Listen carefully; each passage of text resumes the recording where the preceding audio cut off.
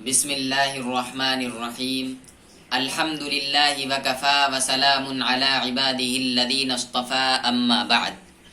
معزز ناظرین کرام، شریعت اسلامیہ نے ایک مسلمان کے دوسرے مسلمان پر کچھ حقوق بتلائے ہیں، لیکن بہت سے لوگ ایسے ہیں کہ وہ ان حقوق کو جانتے ہی نہیں ہیں کہ جن کو ادا کیا جائے۔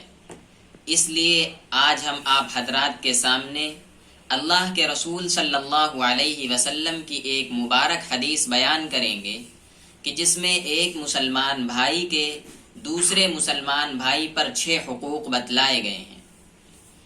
چنانچہ حضرت ابو ہریرہ رضی اللہ تعالی عنہ سے مروی ہے، وہ فرماتے ہیں کہ نبی اکرم صلی اللہ علیہ وسلم نے ارشاد فرمایا، حق المسلم علی المسلم 6، ایک مسلمان بھائی کے دوسرے مسلمان بھائی پر 6 حقوق ہیں۔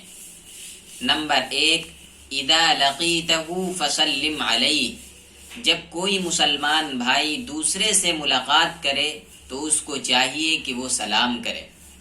نمبر 2، وَإِذَا دَعَاكَ فَأَجِبْهُ، جب کوئی مسلمان بھائی دعوت دے تو دوسرے مسلمان کو چاہیے کہ وہ اس کی دعوت کو قبول کرے۔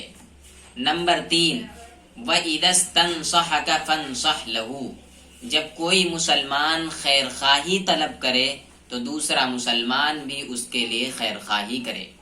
نمبر 4، وَإِذَا عَطَسَ فَحَمِدَ اللَّهَ فَشَمِّتْهُ، جب کسی مسلمان کو چھینک آئے اور وہ الحمدللہ کہے تو اس کے جواب میں یرحمک اللہ کہنا چاہیے۔ نمبر 5، وَإِذَا مَرِضَ فَعُدْهُ، جب کوئی مسلمان بھائی بیمار ہو تو دوسرے مسلمان کو چاہیے کہ وہ اس کی بیمار پرسی کے لیے جائے، اس کا حال چال معلوم کرے، اس کی عیادت کرے۔ نمبر 6، وَإِذَا مَاتَ فَاتَّبِعْهُ، جب کسی مسلمان بھائی کا انتقال ہو جائے تو دوسرے مسلمان کو چاہیے کہ وہ اس کے جنازے میں شریک ہو اور اس کے ساتھ قبرستان جائے۔